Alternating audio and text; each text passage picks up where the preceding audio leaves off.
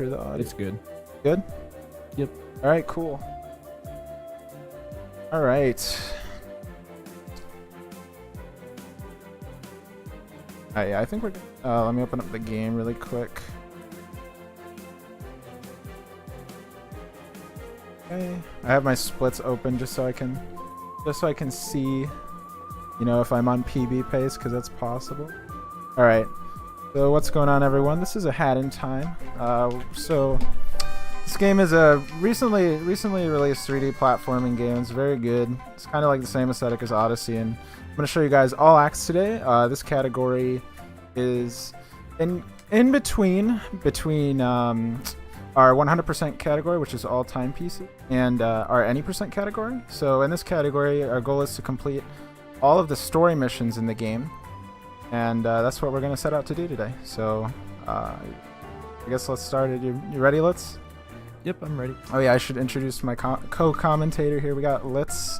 He runs any percent, and actually just did an all-X run today, so he's qualified. So, all right. So we're gonna start on the count of 5, so I can give Gamden some time. So here we go. We're gonna start at a new game in 5, 4, 3, 2, 1, go. All right. Good luck, man. Thanks. All right. So here we go. We're gonna start this. So this game actually has an option: skip all of the cutscenes. So we're actually gonna skip some story cutscenes that will give context. So me and Litz are going to provide the context for you all. So, yeah, you can go ahead and... So basically what's happening here is you are entering this like planet's gravitation area, and the mafia has this toll that in order to go through here, you have to pay. Well, because you're not from there, you don't have money, so they're saying, hey, give us a timepiece, which is the collectible in the game. And what ends up happening is all your timepieces get removed from the ship, so you need to go get the rest of your timepieces so you can get back home. Alright, so right here we're gonna take a quick second during this cutscene to craft the first hat of the run. This is a sprint hat, lets us go fast. And that's the first timepiece. So right now we're gonna go back to our hub world that we started at. That's the ship. And we're gonna head back into Mafia Town, try and recover some spicy time. If I can press the button, there we go. So it's kind of like Galaxy, actually, if you think about it. It's got the telescopes to enter every world. You know, the game has a lot of parallels to a lot of the great 3D platforming games in recent times. So, all right, we're going to enter barrel battle. Before that, really quickly, I want to talk about what you saw me do there, which is switch to mouse and keyboard. So this game supports like every controller that you can imagine. So throughout the run, I switch between my primary controller, which is a GameCube, and keyboard and mouse to menu. And that lets us save a little bit of time just by, you know, not having to input manual menu navigation. Alright, so this is a little bit of an auto scroller here. Barrel battle, pretty short, not very hard. First little boss fight in the run, just to introduce you to all of Hat Girl's moveset. She has an umbrella that you recover in the first mission, and she also has like a homing attack, kind of like similar to the homing attack you see in like the Sonic games, that lets you like home in on people and attack them from a certain distance. This is just like an auto scroller level. You just chill here, take damage sometimes because I'm...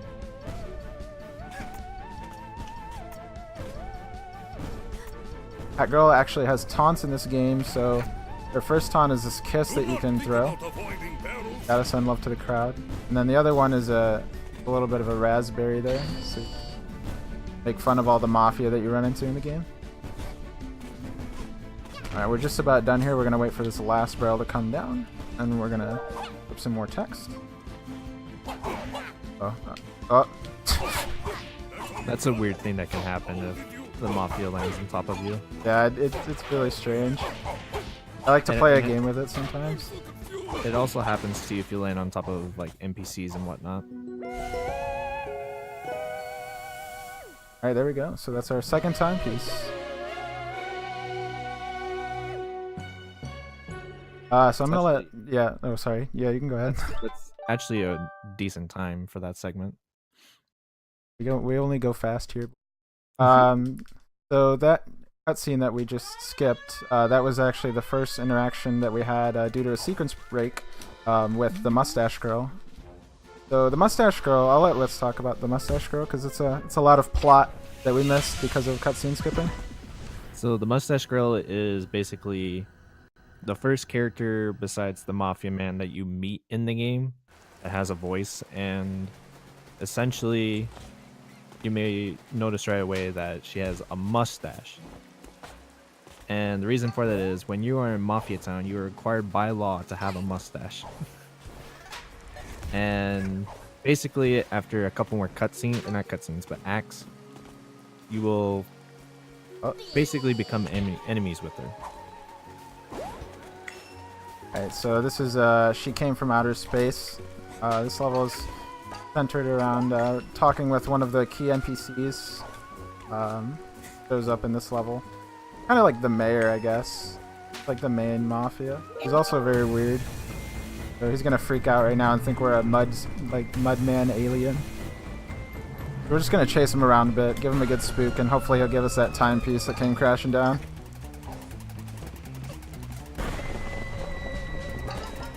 There's actually an interesting soft lock here that can happen if you reach that platform that he just got to.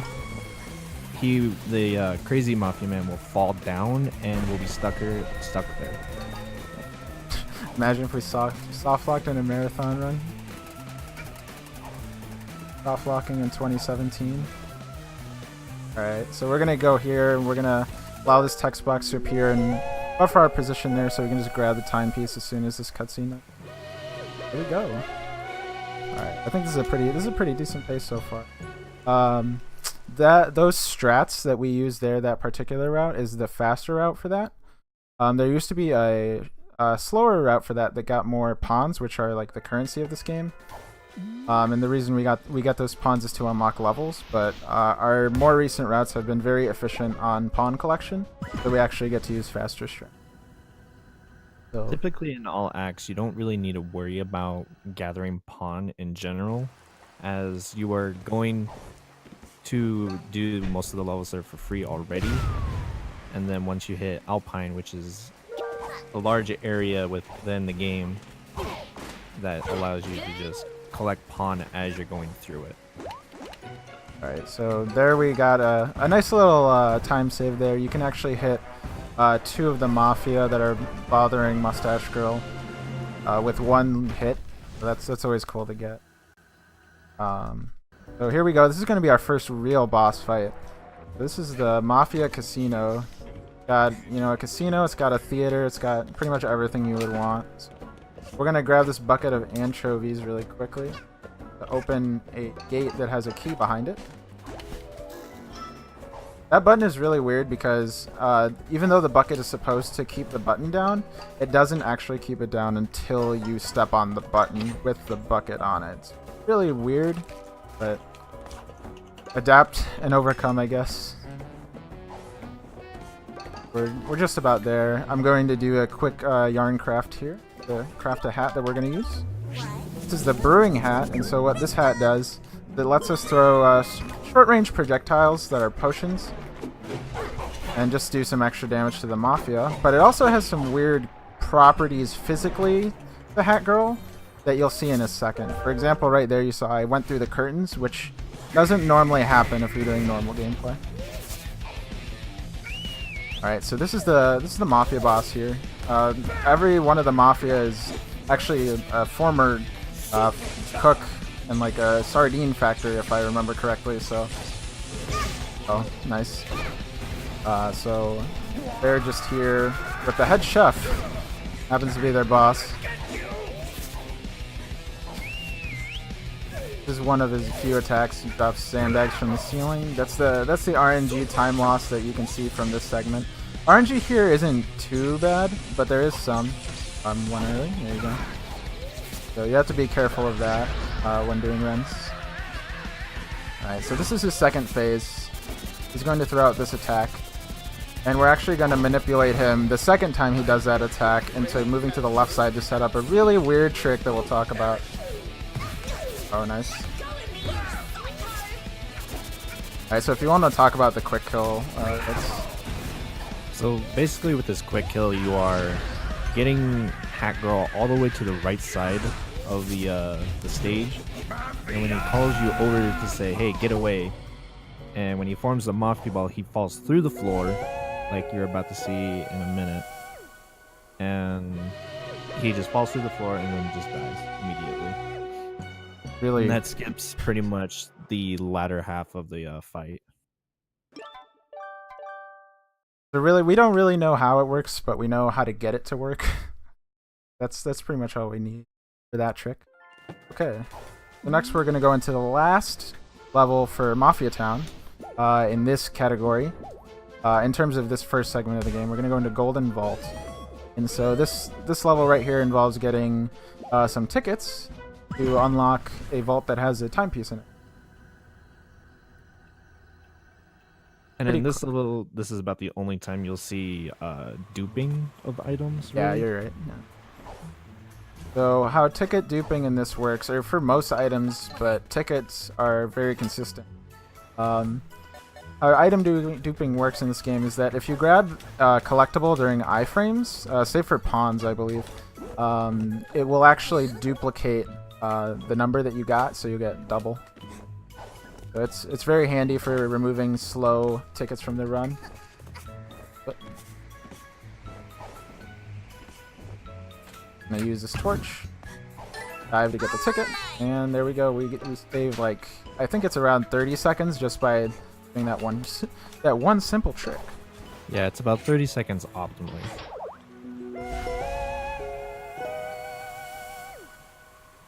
Right, there we go. That's another timepiece, and that's gonna conclude Mafia Town for now. We'll come back later at the very end of the run. Alright, so next we're going to go to the second world in the game. This is Battle of the Birds. And what this level is all about is basically you have a world that's kind of centered around working on films and such. You can see it in the icon for the world. And the main characters here are two birds that go by the names of the Conductor, which is the weird like owl-looking thing on the left, and then DJ Grooves, which is the weird penguin dude on the right there. So we skipped this cutscene, so I'm gonna let's give you the lore for it while I do some interesting platforming. So essentially, what's going on right now is the, I believe, 42nd award ceremony for the movie industry of the universe, and these two are duking it out essentially just to see who will win. And during this time, Hat Kid or Hat Girl is making sure one of them wins essentially. And frankly, the lore on most of this I'm very unfamiliar with. I mean, that's... Yeah. This is actually a pretty decent pace here for... Oh. We jump on this box to skip some auto-scrolling. Now we're just going to wait out this penguin because he catches you under the stage, unfortunately. We're going to go under the stage there. Come up the other side. And here we go. We're going to go into the last part of the stage. We're going to talk to good old DJ Grooves, and technically, humans aren't allowed back here. I don't think anyone but birds is allowed back here, actually, so he's going to give us our bird passport, and we're going to turn into the birds that we always wanted to be. Alright, this is the second time I'm going to switch to mouse during the level. It just lets us reach the done button faster, because otherwise you just have a controller cursor. Everyone knows those aren't very handy.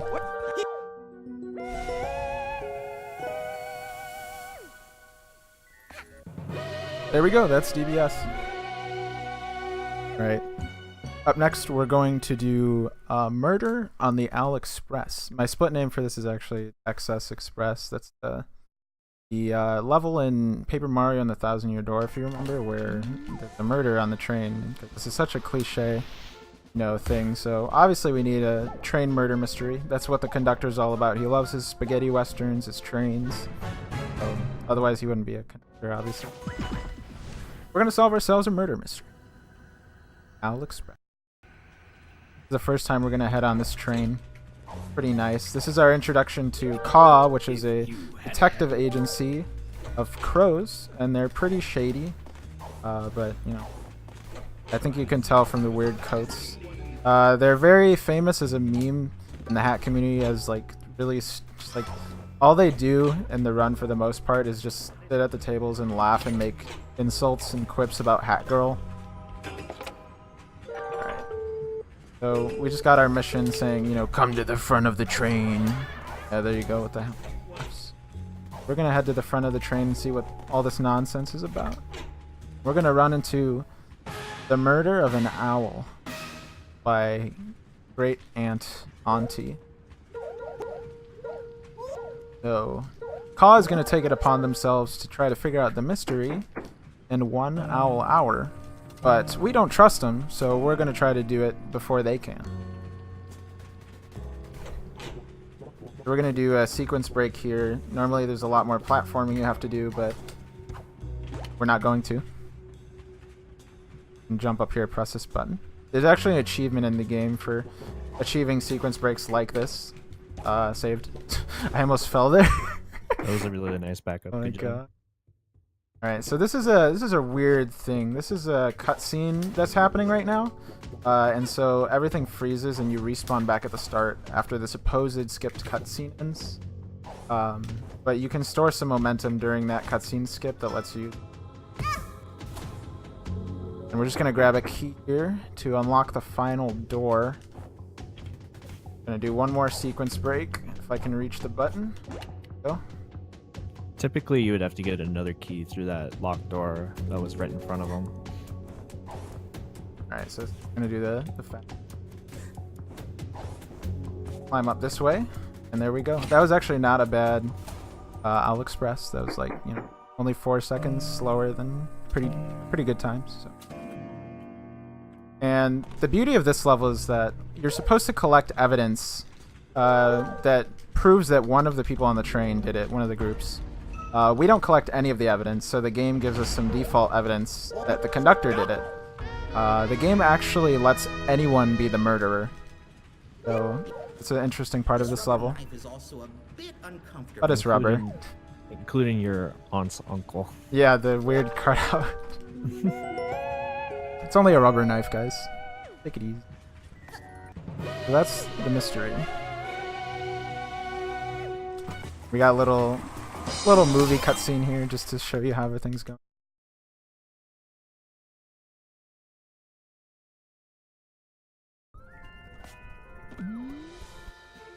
Right, up next, we're going to go into Picture Perfect. If you're familiar with the YouTube channel Insane in the Rain, this music piece is actually partially composed by Carlos, who is one of the main people on that channel that does music, so you might be able to hear it. Yes. You can hear it in the style of the music. So the goal here is to just become Instagram famous, basically. We're just gonna accrue fans. If I can go fast.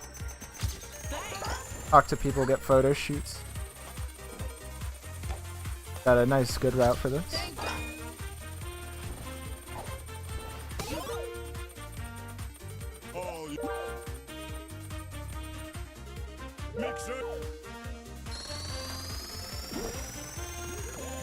Alright, we're gonna get one last one here.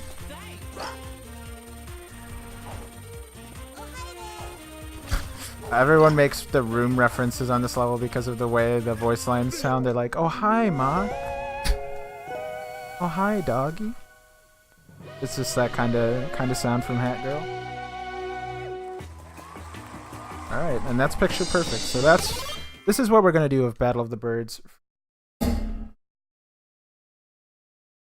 So up next, we're gonna go into the Subcon Forest. This level is a little bit dark. I'm not gonna lie. I don't know what you thought, Let's, but when I started playing this game, I thought it was super like low-key dark. I was surprised at how many like morbid things went on in this level. All right. In the hack community, there's quite a lot of memes. Yeah. Alright, so here we're going to meet the main character for this world. His name is the Snatcher. He kind of gives me, you know, if you ever watched like anything from Paper Mario, if you're familiar with the chest ghost, what you do is you just look at it and you listen to all the voice lines very carefully and things like that, and you kind of feel like it's the same character. That's what I think, at least. A couple people drew some other parallels.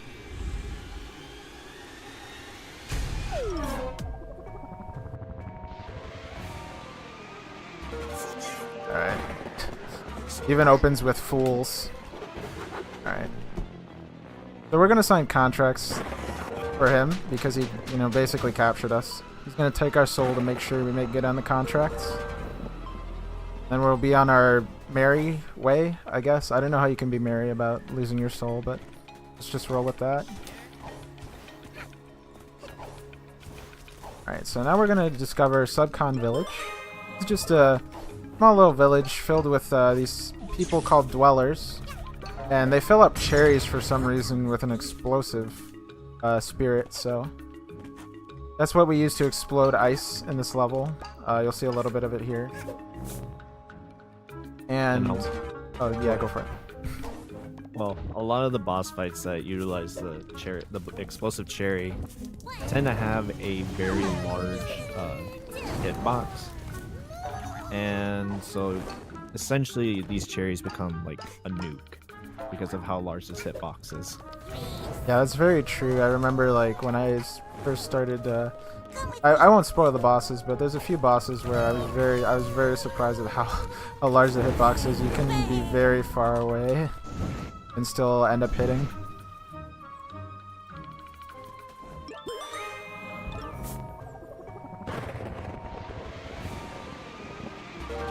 Alright. We're gonna get our second to last contract, sorry. Oh. And then we're gonna grab this timepiece. Just chilling here. Spawns at the end of the level. I should mention those paintings are very sought after by the fire spirits that you saw. They kind of just sit around campfires saying "burn" because they want them to burn. I guess they're into self-immolation, which is a little bit weird, but. Alright, so next we're going to go in and we're going to do the Subcon Well. So no game is complete without a hookshot. I think everyone can agree. So in this level we're going to acquire the hookshot, which is going to open up some unique movement options for us later on in the run.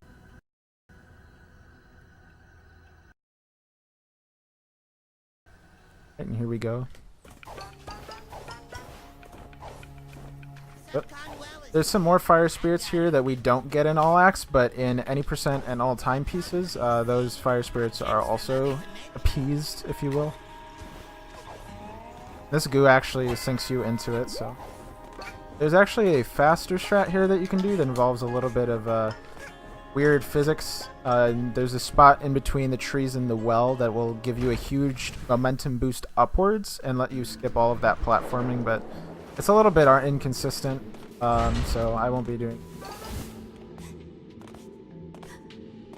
So we're gonna get another cherry bomb.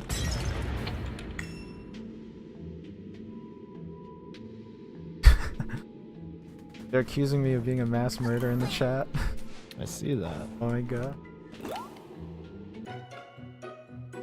Safe strat. Of course I'm going with safe strat. Bad.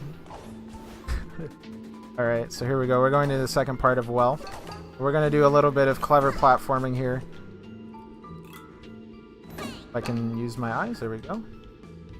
There we go, made it up here. We're going to go over here. I'm going to skip a little bit more platforming. Go. Climb the ladder, and we're at the top of the well all of a sudden.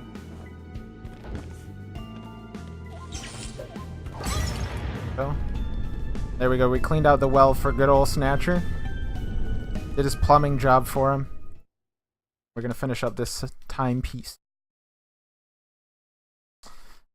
I wish that we got to do the next level casually for the speedrun, because I feel like it'd be kind of funny to see everyone's reaction to Resident Evil in a seemingly innocent game.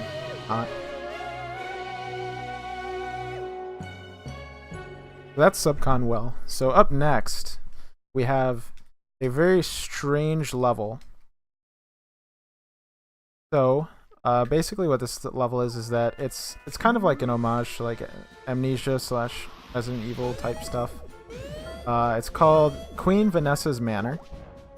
And the first time you do it, you will like freak out. It was super. I was like, what the heck is this, dude? I went from playing freaking like Super Mario Galaxy to like Resident Evil.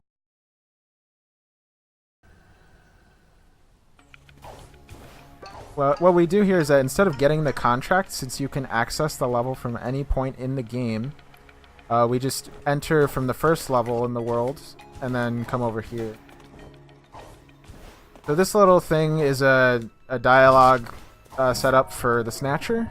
Normally in any percent you go around that, but in all acts we embrace it as our friend, and we get a contract to kill a toilet from this one. So if you've ever had a bad trip to like Chipotle or something, you know, this is your game. You get to kill the toilet.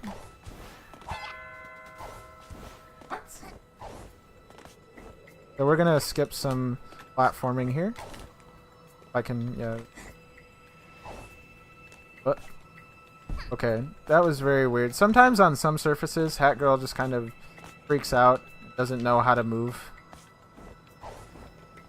If that ever happens. Usually she'll respawn in a not too bad place. Gonna skip these walls. Normally you'd blow them up with a cherry, but even the developers were like, just jump over it, dude.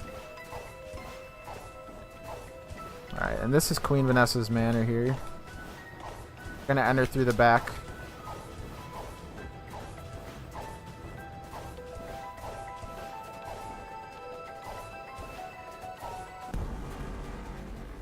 And we're gonna enter through the cellar. Enter the manor.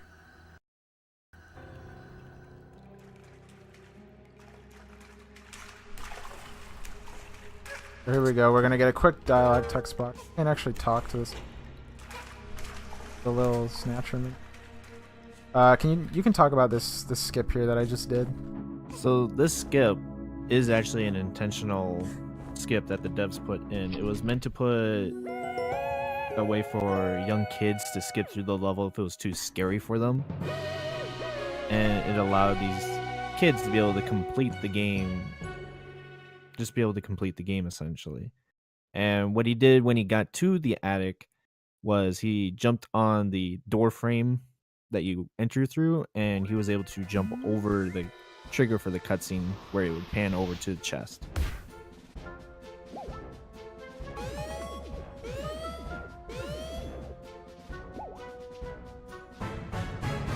I just checked my pace right now in live split to make sure I was following the route 100% accurately. I'm only plus 9.5 on PB. That feels good. Alright. This next level is an FPS, and I'm gonna let's take over for most of it. I'll talk about this first part. So basically, we're joining the UPS. We're gonna hop on a scooter, it's first-person shooter, and we're gonna do some mailing.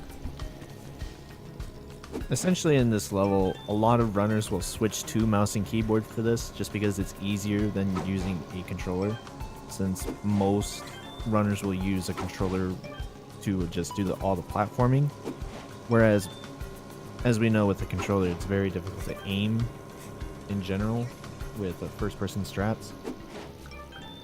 And essentially, we got to get these packages to 10 different individuals, like specific individuals in the game, in this area, I should say. Alright, so we're gonna finish up here. And typically, you can complete the level around, I would say, 45 to 50 seconds on average.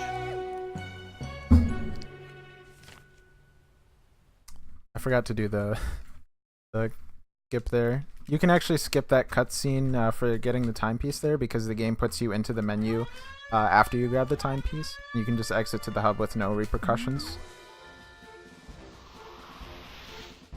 Alright. So up next we've got the Toilet of Doom. So this is what I'm talking about with your bad Chipotle trip.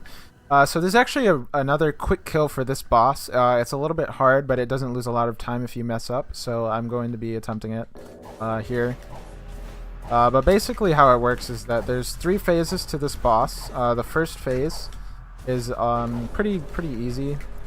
The second phase involves a little bit more moving around to grab some cherry bombs.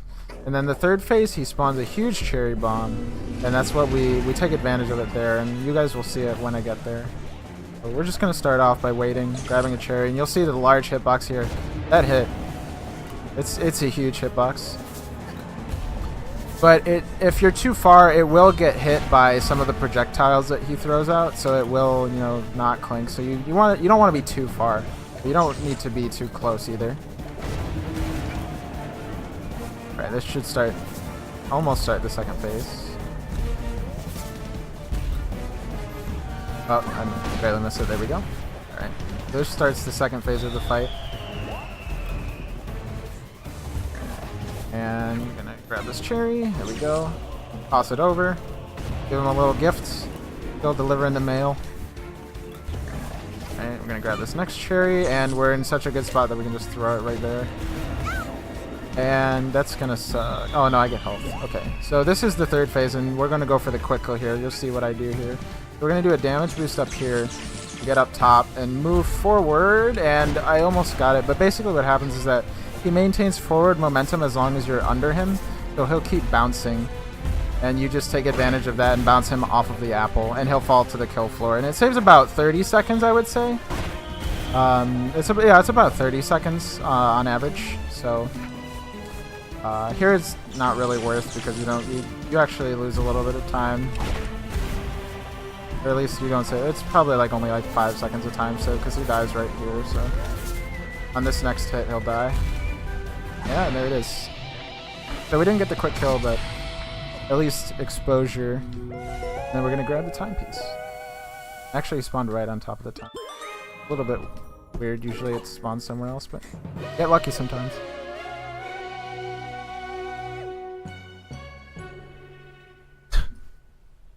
Alright, so up next is a really finicky trick.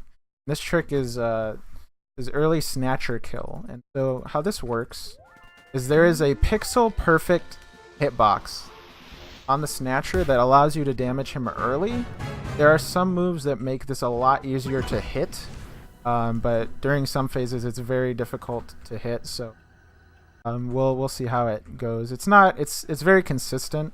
There will always be phases that you can hit him during if you miss other phases, but there are certain times that you can hit it where it will be faster. He's going to take our hats from us, so we're going to be hatless this run. But we don't need a hat one. We have our trusty parasol. Here we go. Here we go.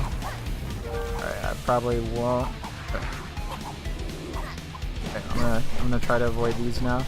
If dying to any of the bosses in Subcon is very bad. Because of it just loses so much time. You lose at least a minute and a half to all the bosses. Ow. Okay, I actually got hit by that. Alright, this attack is very easy to hit him during, so I'll leave it at this. I'll leave it with that, and he's going to launch us. After telling us that we look like an idiot, he's going to give us one more attack. That'll give us his weakness. To actually kill this boss, you need to hit him with a blue potion, because I don't know if you haven't noticed, all the bosses are blue when they're damaged, and you can kill them. So there we go. So you have to paint him blue because he doesn't paint himself blue because he's a smart boss. Alright. And we're going to enter this last cutscene with him.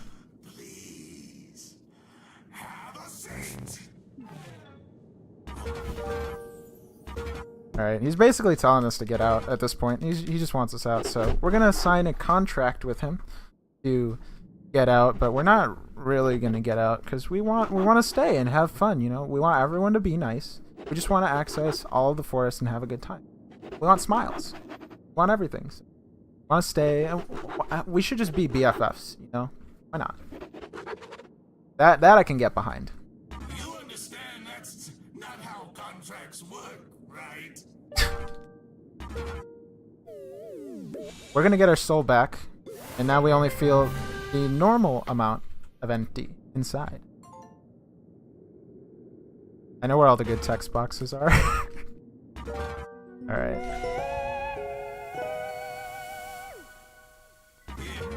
Alright, so we're gonna grab this last timepiece, and that's going to be Subcon Forest.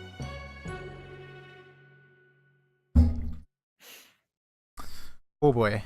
Okay, up next is the never before seen by any percent runners Alpine Skyline. So this level isn't in any percent at all.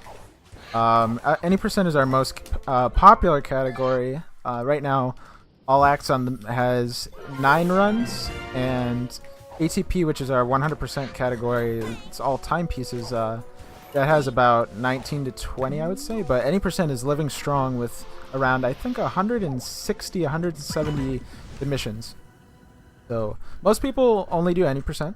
There's a bit more people experimenting with All Acts. I think we've gotten like 7 runs in the past like week and a half. It used to be just me coming up with like the route for this. I came up with most of the route for this myself, based on what we've been doing in any percent, and also some experimenting that other people had been doing in other categories. So this is a kind of a big deal for All Acts. Alright, so this is Alpine Skyline. We're going to do a quick out of bounds because normally you have to unlock that gate. And I forgot to, for some reason, my follower notification. Weird, but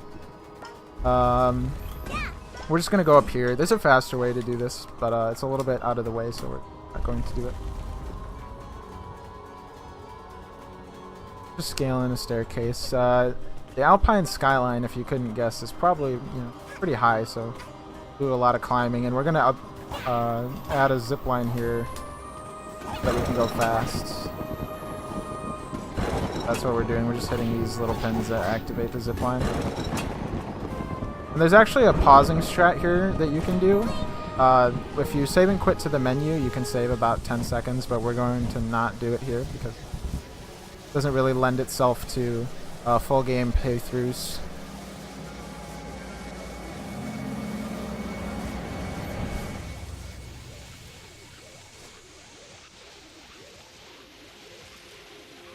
Welcome to the Alpine Skyline, the great vacation destination for anyone that's really interested in goats and free roam 3D platforming.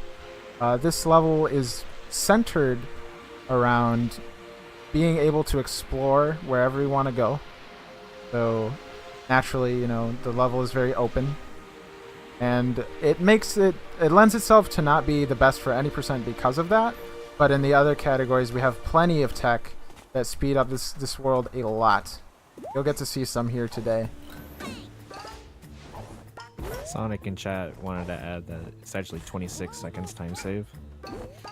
For which thing? Quit to oh, it's 20. Is it really? Yes. Did not know quite it was a lot. that much. Gosh.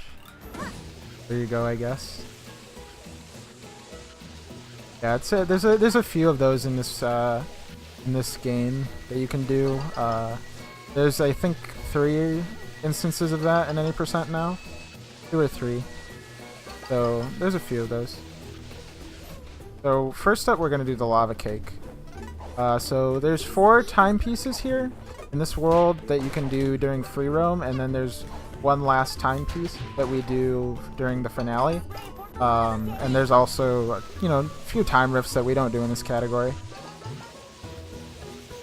So we're going to set up some quick stuff here. We're going to take advantage of some checkpoints. This is an alternative strat. There's 2 strats for lava cake right now that we're figuring out. So this one lets us skip a checkpoint that is down there by those flowers. We're going to manipulate that checkpoint so that we can skip a large amount of this.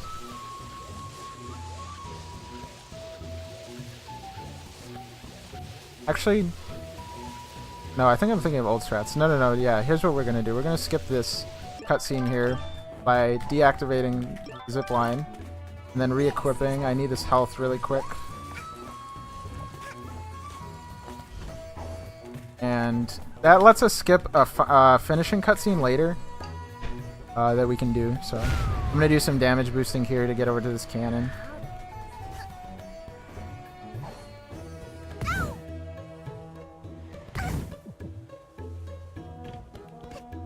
don't want to soft lock.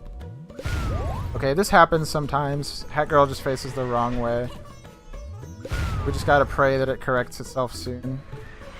It's a little finicky to correct, but there we go. That happens sometimes. You have to be kind of careful about it.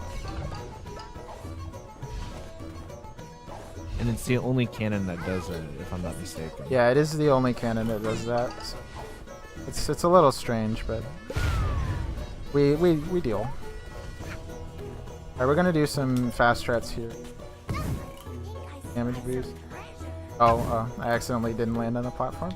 Alright, we're gonna be a little short on health, so we're not gonna be able to do one of the other strats here. Normally you damage boost off of that teardrop, but we need more health, so. This damage boost is a little bit easier in ATP because you have more health to work with due to having a different hat known as the Ice Hat, which lets you basically do ground pounds, and there's a few platforms that you can do that give you speed boosts if you do a ground pound on them. So since we don't have the Ice Hat, we have to take a little bit more damage. Alright, there we go, that's the lava cake. And since we skipped the cutscene that introduces the lava cake, we actually instantly spawn at the end and skip another cutscene that appears at the end of that there. Alright, next we're going to go on to the windmill. I personally think this is personally one of my favorite levels in Alpine of the 4. I also like Twilight Bell, but I'll talk about that more later. So what we're going to do here, we're just going to unlock a horn so that we can go fast. The horns in Alpine, which you've seen already, so far, they unlock portions of the level using zip lines. So you use the horns to call on the zip lines to come down. So we're gonna unlock the horns for this level here. Kind of enables free roam without giving you like too little to go with. So, oh, almost fell. Oh, that's a little bit of a sequence. Skipping some platforming. Now we're gonna go back to the zipline we came from.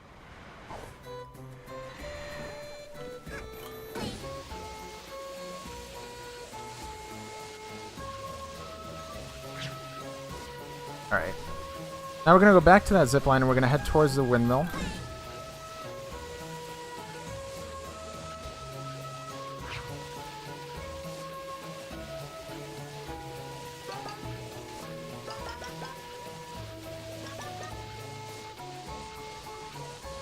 Alright, so here we're going to take advantage of some checkpoint shenanigans with Alpine.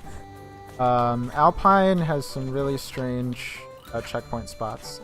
I missed a little bit of an early setup here. Take the safe route. A good save. So what we're going to do here is that we set a checkpoint onto this island, but we're going to avoid setting a checkpoint for this island so that we can set up a death warp that warps us back to the island we were on before, because we have to return to it later. Alpine has a decent amount of menuing. Just to switch between shot and...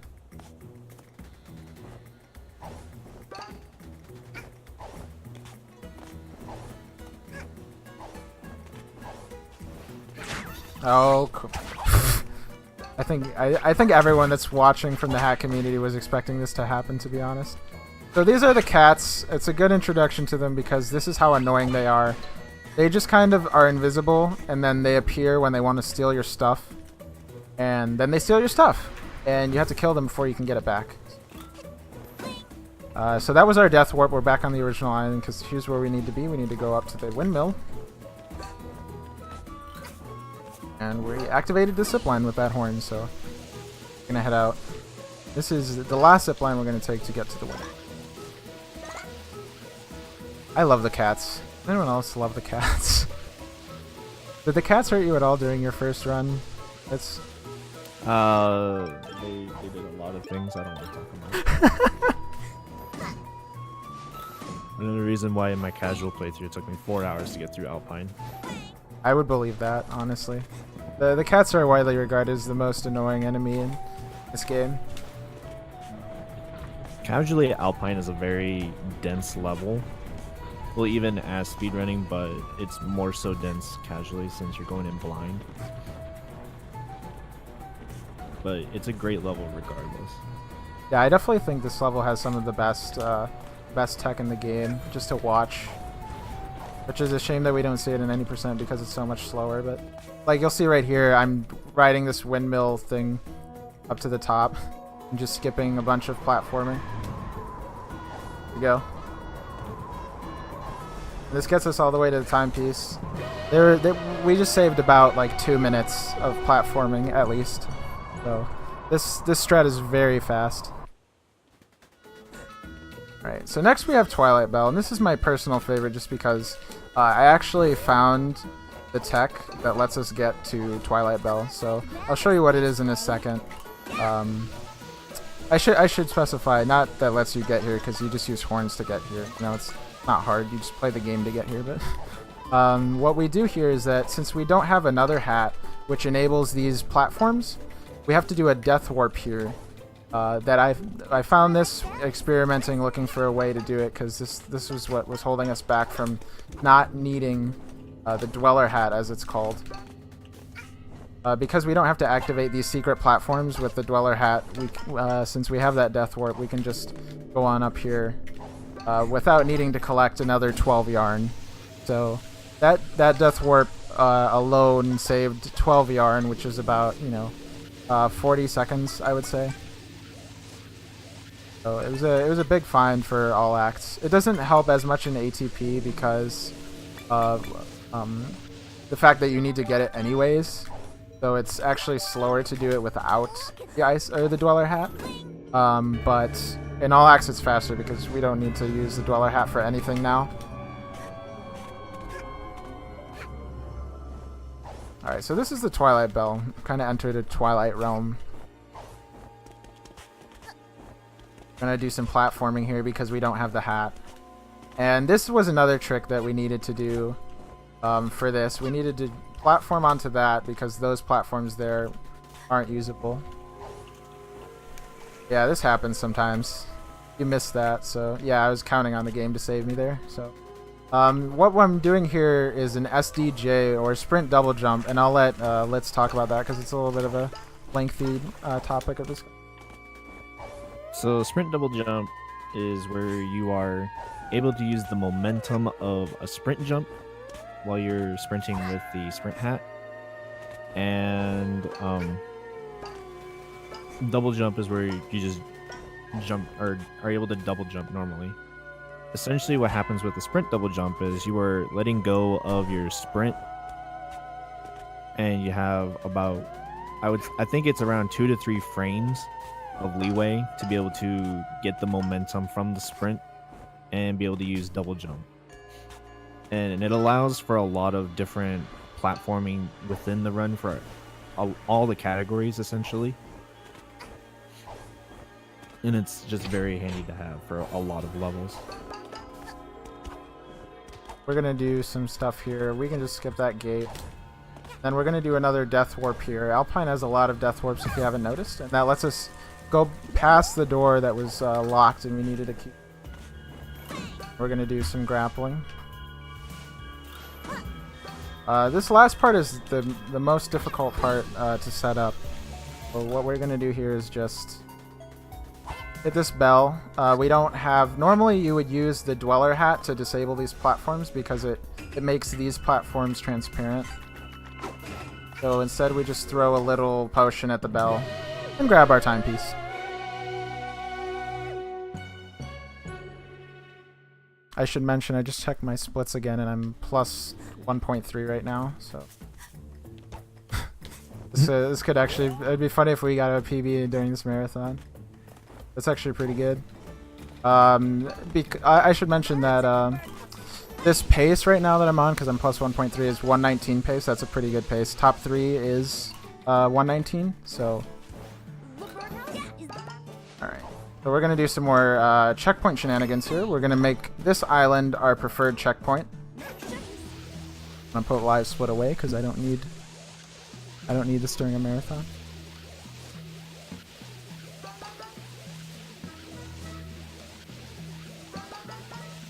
Oh yeah, they're talking about the elevator strat. So there's an elevator strat, and I'm not gonna lie, I don't know. I haven't practiced it yet. I don't really know how to do it. I've only seen it in runs, but during Twilight Bell, there's on that last section, there's actually what we call the elevator strat, where you can just stand against the wall and perform. I believe it's just what do you do? Because you've actually done that in the run, so I'll let you talk about it. So when I noticed it today when I was running, I stood in this little spot. I'll call it a square essentially. And how I got it to work, from what I remember, was I just jumped, and it allowed the character to just scoot right up the wall. And that lets and you. it's very handy because you don't have to go through the area prior, having to hit these bells, go through all the platforming. Yeah, that's true.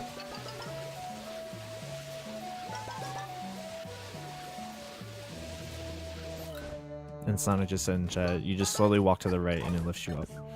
Yeah, so that's how you do that. I'll probably learn it once I'm done with this run. That's why Sonic has world. Sonic is the person that holds world record currently in this category. As I forget again, turn the notification off. So. Yeah, Sonic actually just submitted his world record. He's got a 114 right now. This category, at its most optimal, I think we're seeing times that can probably go down to like 109, 108.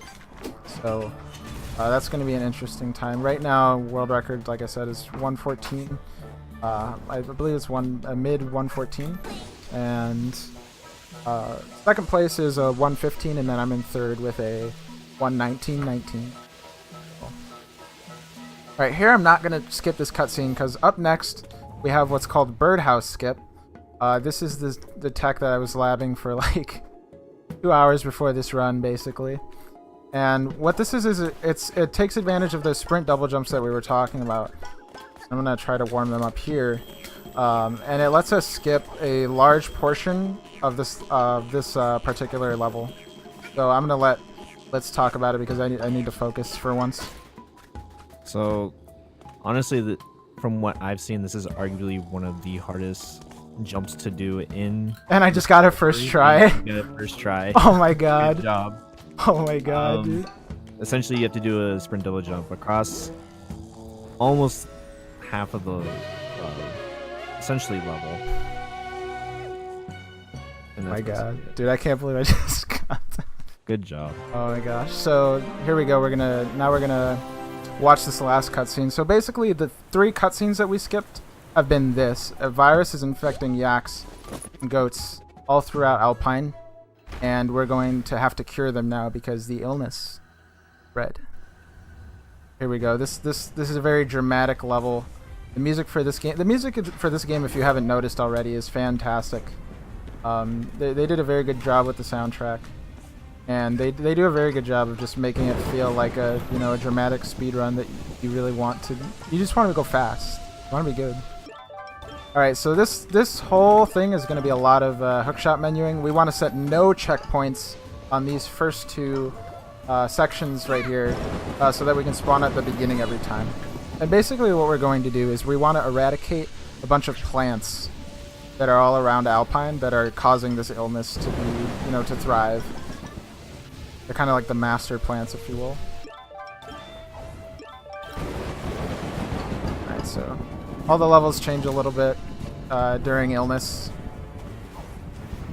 They just try to make it a little bit harder for you to get to where you're going. You have to be careful if you're doing these checkpoint setups that I'm doing, because if you fall at any point, you spawn back at the beginning.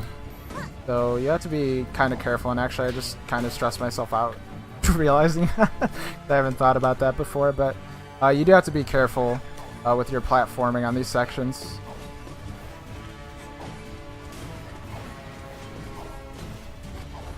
As the finale goes on, it gets much more. You're much more susceptible to being killed, essentially. Oh, yeah. There's a lot of crazy stuff that starts to happen on the next 2. The next one you'll see will kind of set up that vibe, but we're gonna get there. So this next one's at the windmill. The last one we had was at the birdhouse. Twilight Bell doesn't actually have any viruses there, but the other 3 do. The volume a little bit. I like to get a little hype during this section. I'm like a superhero. That's kind of what we do, zipping on these zip lines. Add more checkpoint shenanigans.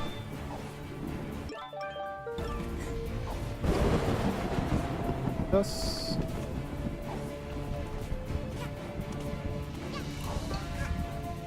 And instead of going up top to the windmill, we're going to take this alternate path. Virus. And I didn't get it there, but if you roll out at just the right time, you can skip this thing being triggered, and it kind of just comes out of the ground.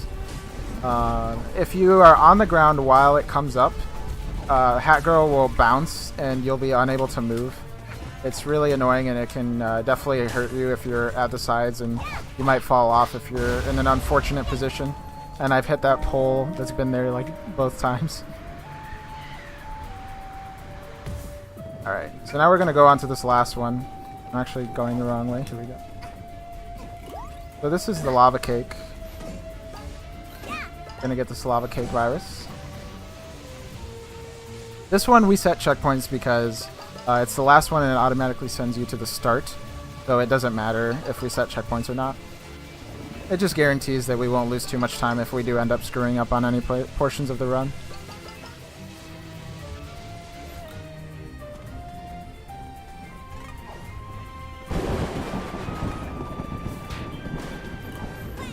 That was a little scary.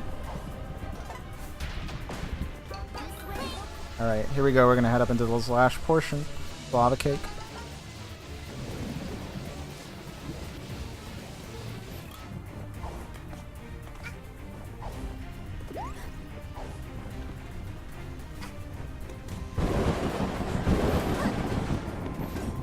Alright. Alright, this is it. We're going to do a little bit of a wire jump. And we're going to go into the last section, grappling on these little virus dandelions. And here the trigger's pretty easy to get the early trigger there, so we don't have to deal with that one starting the level off. But these definitely want to come for you. We have obstacles here as well. And I might... No, I won't. So there's... If you get the goats in a good position, you can actually damage boost off them because they have a lot of knockback during this last segment. Alright, so there we go. The illness has been cured.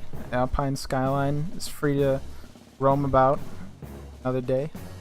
And we get our nice timepiece for helping everyone out.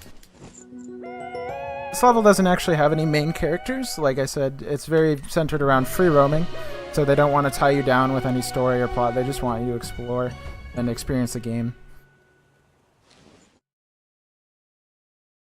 There we go. That was Alpine Skyline. Like I said, this section of the game is not in any percent. It's only in All Acts and ATP, which are less run. But hopefully, having some people see this, if you're ever interested, there's lots of resources for this game to learn how to start. Pretty much every category has a lot of resources. So, all right, this next level that's coming up is called Train Rush. It used to be called in the beta. If you're very, very familiar with the game from long ago, it used to be called Trainwreck of Science. But you'll get to see it right now. And I'm going to let's commentate for most of this because it's a very intensive level. It's cool to watch, cool to run. And you'll see what's going on right now. Yeah, basically this is, if anyone is familiar, like the end bit of one of the levels from Sonic Adventure 2, where the truck is chasing you down the city. Basically, you're on a timer and you need to go as fast as possible. Like, you need to get to the end as fast as you can. And this level has a lot of interesting movement and platforming in general.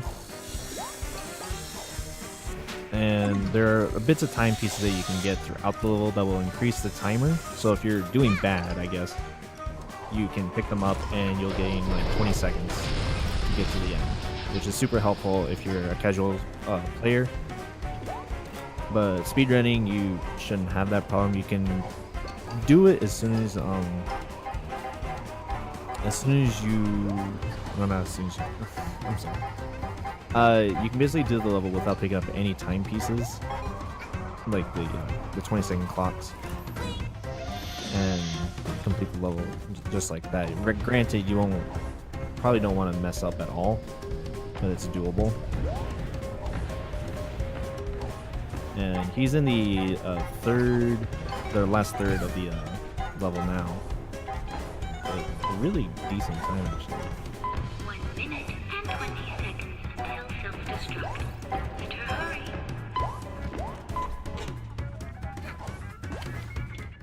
And that was really good. That was almost a perfect train rush. Wow, okay, 145. That's 1 second behind my ILPB for this, so that was a pretty good train rush. I believe that's about 4 seconds slower than perfect. Yeah, train rush. I think one, I don't know. I think DS. No, it was Does, which does a lot of IL stuff. He had a 134, 135. So he's like, it's a lot of sprint double jump tech that allows you to skip a lot of parts. It's a little bit hard and not worth it in a marathon run for sure, but there's a lot of tech that can go into Train Rush, and that's why it makes it a really fun level to watch and to run. All right. A lot of times it's referred to as the speedrunner level. Yeah, it's really built for. I think it was one of the original levels in like the beta that everyone was like, I gotta have this. All right, so this next part is the big parade, and basically what's going on is DJ Grooves needs some film of a parade because he wants, a super lit music themed film, and he needs the good footage. So we're just gonna walk around and do some stuff. It's an auto scroller, so there's no way to really speed it up. But this is actually a part of the run where before the current route, which I'm not using because it's very difficult and I'm not RTA viable at the moment unless you're Headstrong, who's like the best runner for the longer categories like ATP and All Axe. If Headstrong ran All Axe, probably world record around 110. So, but in this route, and we're gonna hit the viewers for this. I'm going to be able to lean towards one of these people to win. You can either choose the conductor or you can choose DJ Grooves to win. So I'm not sure if I can make it possible now based on our collectible pickups, but if you have a preference, put it in the chat now and I'll try to make it happen.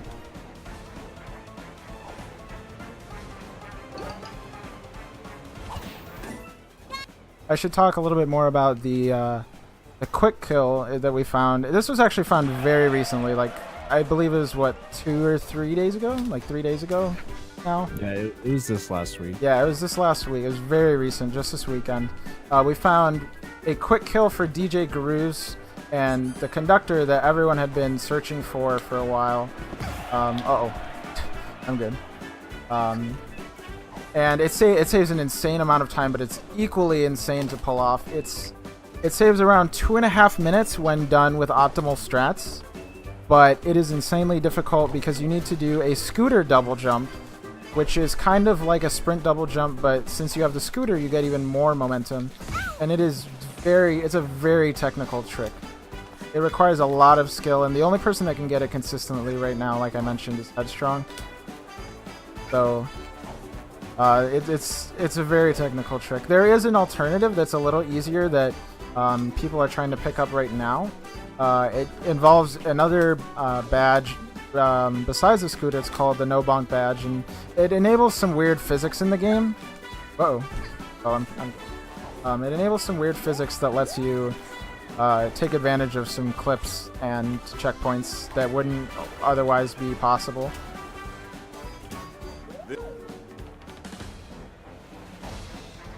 Alright, so this is about the last phase that we can optimize here.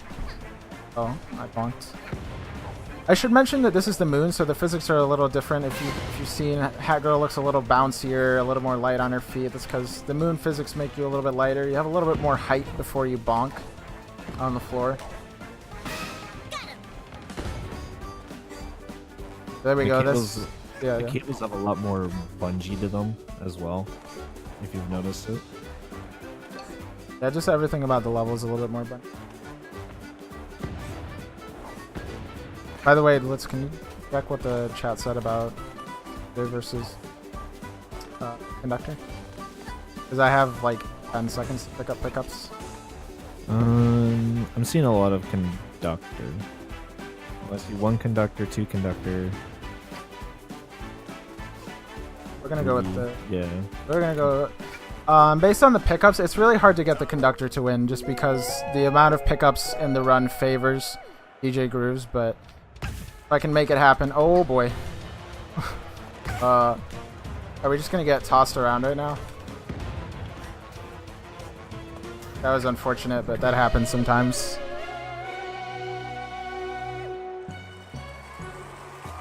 Alright, so that was Parade, auto scroller, and we actually did it! Oh my god. Wow. We did it. This is the first time I've been able to make the conductor win, so we did it just for you guys. You guys are gonna get to see this.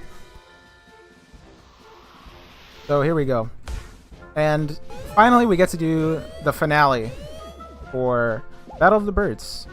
So I hope you guys enjoy this level. It's really technical, it requires a lot of skill. And just generally a very hard level, so we're gonna do it right now. Timepiece is very hard to get.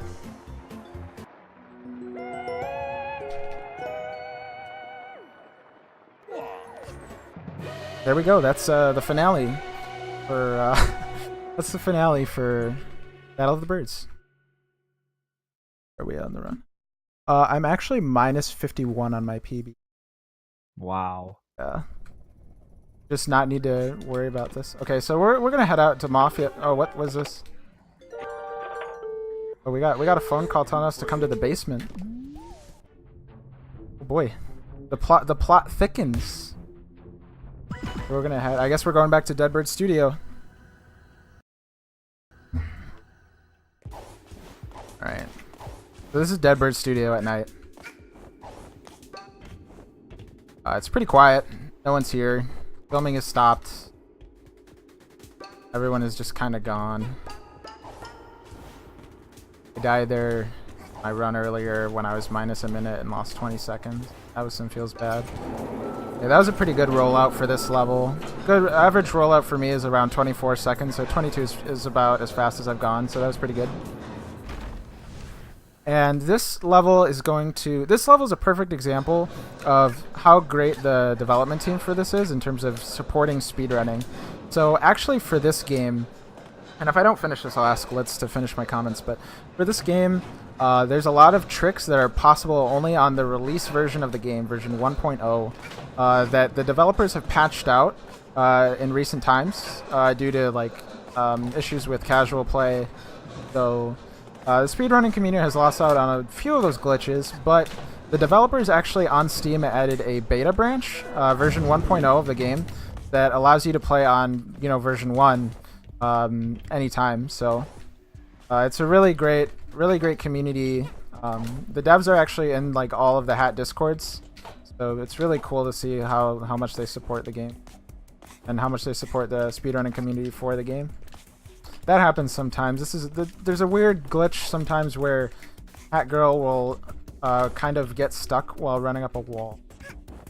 Anyways, this is a basement skip, and what we're gonna do here is we're gonna come over here, land on this platform, and this is the very last platform that we're gonna be around for that segment, and we trigger a loading zone that actually lets us skip the entire initial part of Deadbird Studio basement. So that saves around I think a minute and a half or more.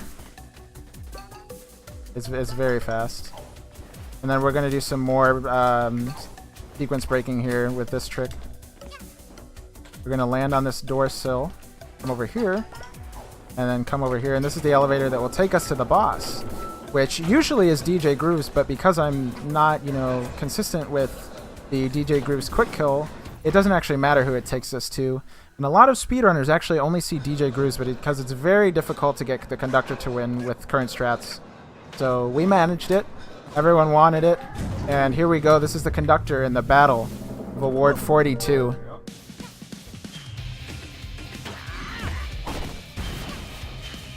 Here we go! Oh, I actually missed that. There's a lot of small optimizations that you can do for this boss fight. The first ones you'll see me do here is a short hop before the boss lands. And what that does is that lets you avoid the hitbox that comes out when they land. I also throw potions here when they come down from the rafters, although none of them are connecting. And that lets you damage them as soon as they land. There you go. So the attack patterns change a lot on phase 2, and it introduces a lot more new attacks on this part. Oh! Go. Outside of finale, I believe this is one of the longer boss fights in the game. Yeah, this is the longest, which is why it's such a big deal when we found the skip and why it saves so much time. Because this is the longest boss fight in the game. It's the most difficult to get to be fast. So now with this quick kill that we found, it's not so bad, but it is still one of the longer ones, and with normal strats. Go.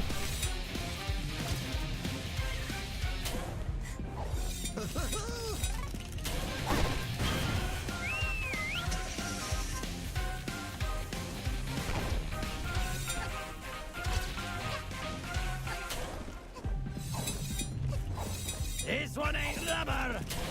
So that voice line is my personal favorite. So he says, "This one ain't rubber," and it's a reference to the murder mystery that we solved. How the knife that killed the owl was rubber, and he just comes at you with it, and he says, "This one ain't rubber."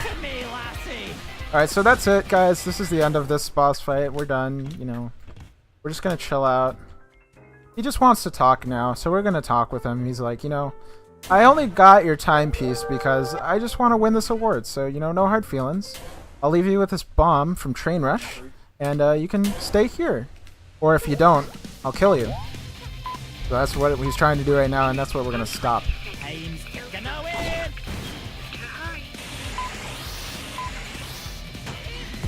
Yeah, there you go. You see, I timed the jump a little too late, so if you do that, you will get hit.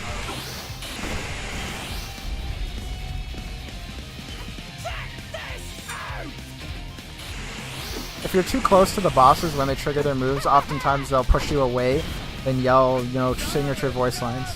So here we got DJ Grooves. Normally he's the villain, but today he's going to help us defuse the bomb. And the diffuser for this bomb, it's very technical. Very technical. Very, very technical. It's usually the devs did a lot of research on diffusal technology. I was very, very happily surprised by it.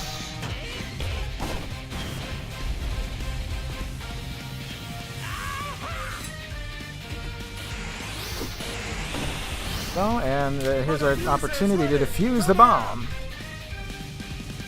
And there we go. Very good. So now we have the last annoying part. And this is a true jam. Yeah, that's right. The owls are back, and they're more annoying than ever.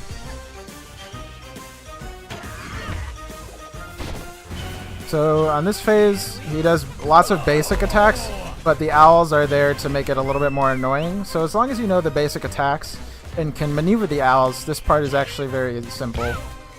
Unless you get hit.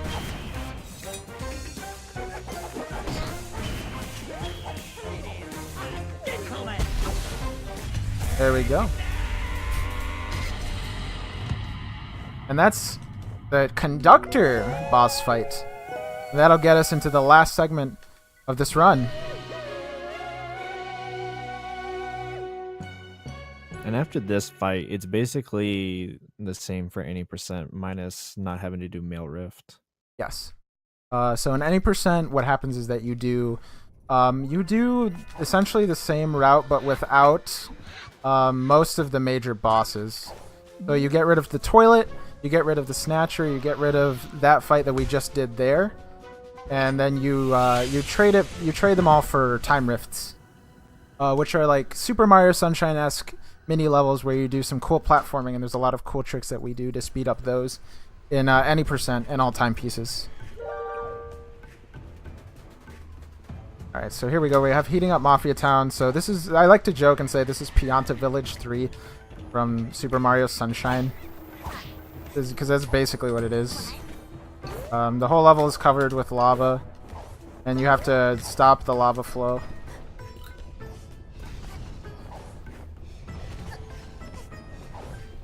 Oh, that's unfortunate. Okay, well we can damage boost. That'll actually save us a little bit of time later on a particular segment.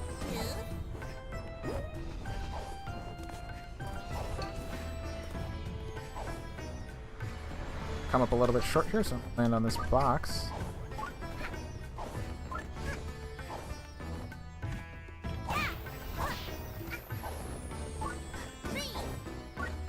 So hitting all of these sinks sets checkpoints. They're not all of them set checkpoints, but most of them do. So on this part, normally we hold left to go into the lava, but since I've already taken damage, I'm going to hold left to grab onto this ledge right there, and still cancel the landing animation. Here we go. This is the last couple. So here we're going to do some damage boosting and a death warp.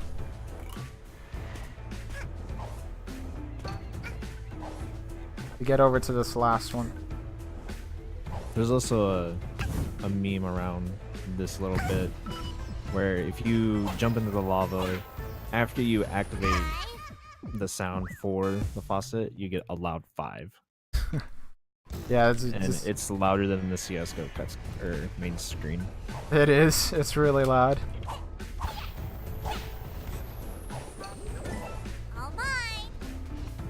All right, so this is heating up Mafia Town, aka Mafia Town 3. And we're gonna go up to this cannon and claim our prize that the folks of Mafia Town have awarded for us for being so nice to them. And they also erected statues of Hat Girl. Yeah.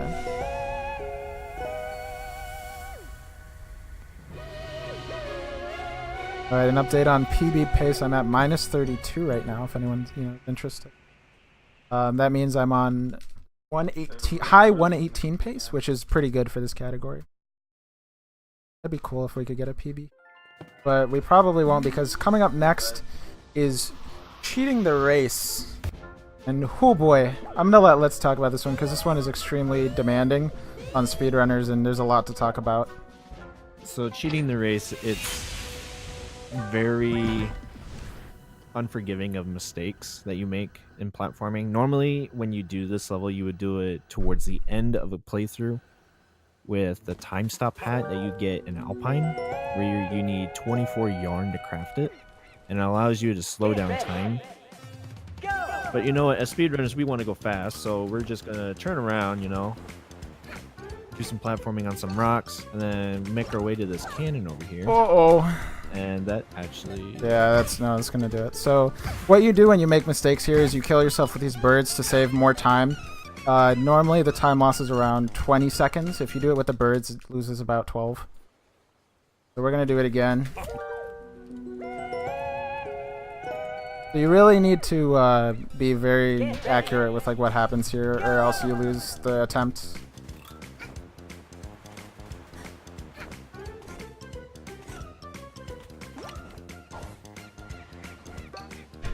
But if you make very, very small mistakes that you can recover from, it's possible to complete the level regardless.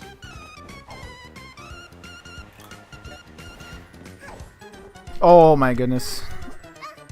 So I made enough mistakes there that a little bit of RNG messed me up at the end. There's RNG as to whether or not that Mafia will stand there. So if you have bad RNG and you make enough little mistakes at the beginning, you actually get stopped by the Mafia there and slowed down. So go figure, I would mess up cheating the race in a marathon on PB pace. That's perfect. That was really good entrance. Just took a couple tries. I just needed to warm up, guys. There we go, and that's cheating the race as it should be. It's very rare, but it's possible to get the timepiece when the camera pans out over it, and it's very rare to get, but it's possible. All right, so here we go. We have the final cutscenes here with Mustache Girl. And basically, she breaks into this and wants to finish her Justice League type thing. After the events of Down with the Mafia, she got mad at Hat Girl because Hat Girl didn't want to take advantage of her time powers with the timepieces, and didn't want to pursue justice against the Mafia. So Mustache Girl kind of did that, and she wanted to contest Hat Girl. So she kind of took it a little bit too far, if you couldn't tell. She turned the whole world into hell, basically. We're gonna have to stop her now, because just going too far, dude. Here we go. This is finale skip, and I'll let you talk about this. Oh. So, finale skip, it's, in my opinion, one of the highest learning curve of techs in the game, because it is based on mostly on invisible platforms. Around the time when I started running, people were starting to do a slide strat across the top of the level. When you'll see when we get to it. But for most people, they still run across the top, dive boosting, which is dive boosting. It's a common thing that we use in the game to get around. I like that. And so here's how finale skip really starts. We have to skip through into this little gap. Oh boy. And that's actually ideal if you clip through the lava. I've never had that to me happen before in a run, actually, so I didn't really know how to respond, but I remembered that everyone tells me that that's a good thing.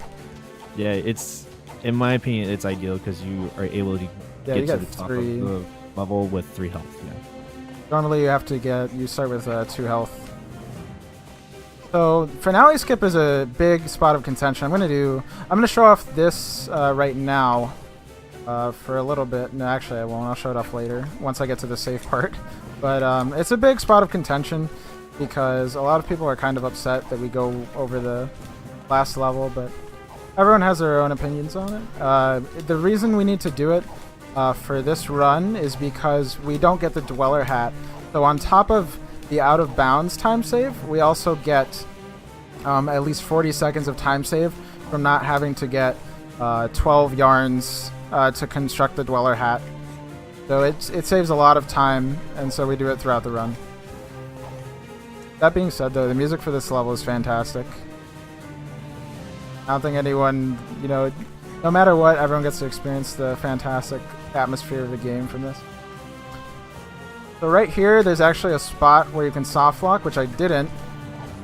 So you can fall down that little chasm there because the door isn't filled there, unlike the first door. And if you fall through there, you have to restart the whole level because there's no way to get out or kill yourself. Alright, so you can also slide along the edge. It'd be risky because I don't care. And she kind of floats, which is really weird. But it lets you keep your momentum, so you get to go fast for longer, as opposed to the friction by the normal surface. Alright, let's hope I don't mess this up.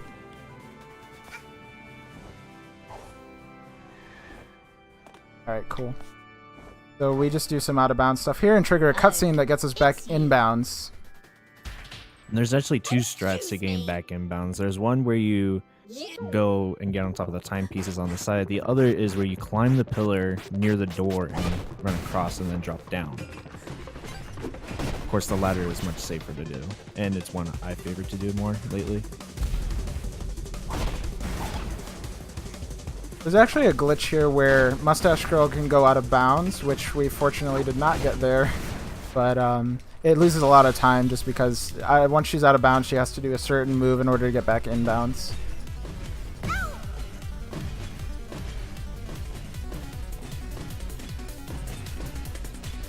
Oh yeah, I should mention time is going to stop after the final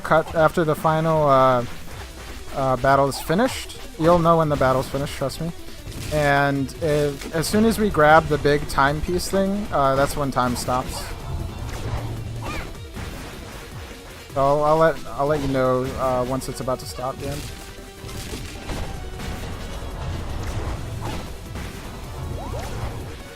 Alright, so this last part you can't actually hit Hat Girl. We're just trying to move towards her so that we trigger this cutscene. And the Mafia are like, let's do this, boy. So we do it. Flat 10, he does it. So here we go. We just hit him with our trusty Mafia ball. Oh, sometimes that happens if she's too high or in a weird spot. Or if the Mafia ball isn't on the ground, you can hit past Mustache Girl. This is the third phase of the fight. She pulls out a shield, and you can't do anything, but the Snatcher's going to help us out. Because he's going to partner up with this goat here, and he's going to give us a nice cherry bomb contract.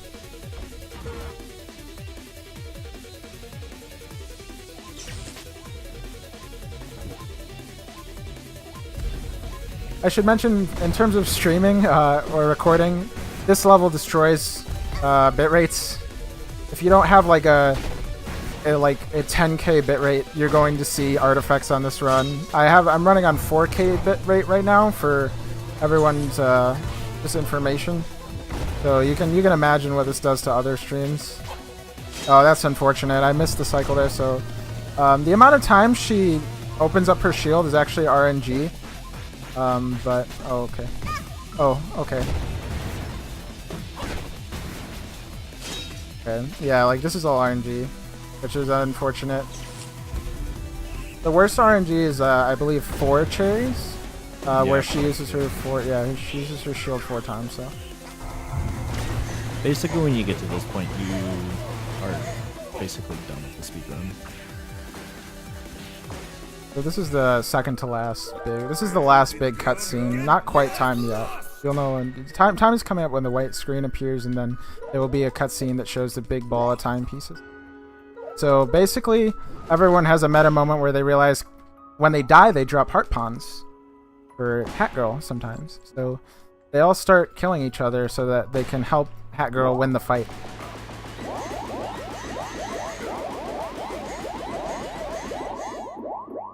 Pretty emotional, honestly. Everyone just says, every text line I skipped there was them saying get lost. So this is the final phase of the boss fight. It's kind of like a bullet hell type thing. You can't really lose this because you have infinite health after that cutscene. So it's all about just executing quickly.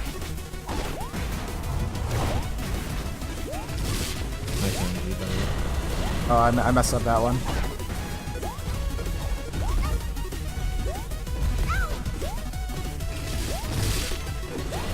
I just barely missed it again, but oh. Alright, this should be the last hit. There we go, and that's it. So time is coming up here. That's the Mustache Girl fight, and this is it. We got all our timepieces back. And this is time coming up here. It's probably going to be a 1955. And that's time. A 1:19:56.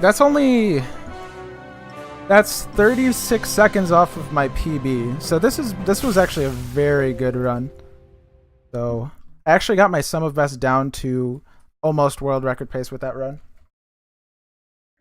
which is about 1.5 minutes of golds in this run alone. Because before this run, my sum of best was about a 1:16:20. So I got like 1.5 minutes of golds this run. So that was a really good marathon run. So I'm glad you guys got to see a great run. We're not done quite yet. I'm going to explain this last cutscene. No, Gamden. Gamden, we're not done yet. Yeah, oh, wait. Sorry, that's stream delay. Alright, so here we go. This is the last part. This is up to the stream. You guys can pick. Do you want the Mustache Girl to get a timepiece? Remember that, this wasn't necessarily her fault. She just wanted to stop the Mafia. So we can drop her a timepiece. Or we can say, this wasn't a PB. We're not going to drop it. So what are you thinking? I'm thinking keep the timepiece. Timepiece. We got a few kills. We're at 2 kills. More kills. A lot of kills. Yeah, a lot of kills. No one likes Mustache Girl, I guess. No. We got one give it. That's a meta, dude. Two. Got 2, okay. Kill equals drop. Or no, sorry, kill equals don't drop. So kill is don't drop, and then save is drop. Yeah, kill equals keep. Where's the option to get eaten by? Alright, yeah, so it looks like we're gonna be dropping the timepiece. This is one of my favorite outcomes actually. Let me alt tab back in so that I don't accidentally use mouse. So we're gonna not drop it.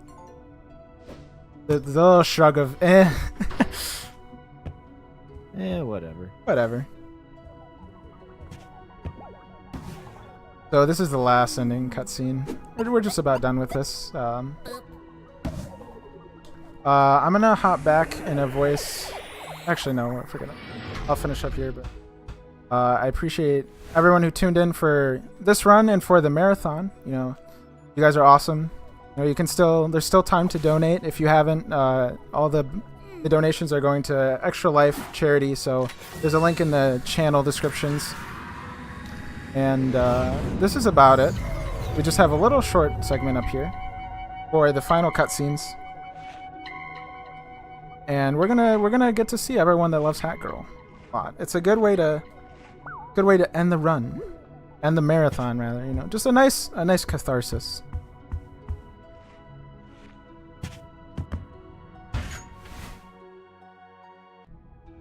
Don't leave us. Everyone wants Hat Girl to stay. They're gonna miss her, even Snatcher. Hey, kiddo.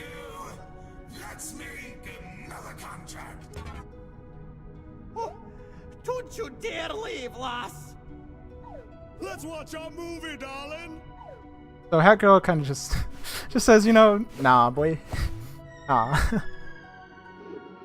Just brushes him off. Quite literally brushes him off, but not without a nice goodbye. You know, I just brush people off without saying goodbye.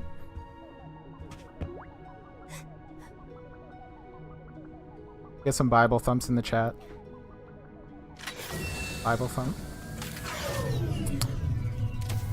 So that's this adventure, but there are many adventures to come, and we will never forget our friends. So that's A Hat in Time, all acts, in 1:19:55, which is a pretty gosh darn decent time. That's sub 120, which is pretty good.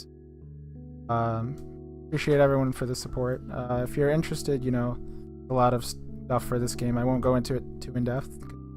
This is a fun, cool marathon. So, thank you guys so much for watching my run. And if you're interested, you know, just PM me or hit me up on Twitter, and we can talk about the game if you're interested in running it. I'll let you know. Yeah.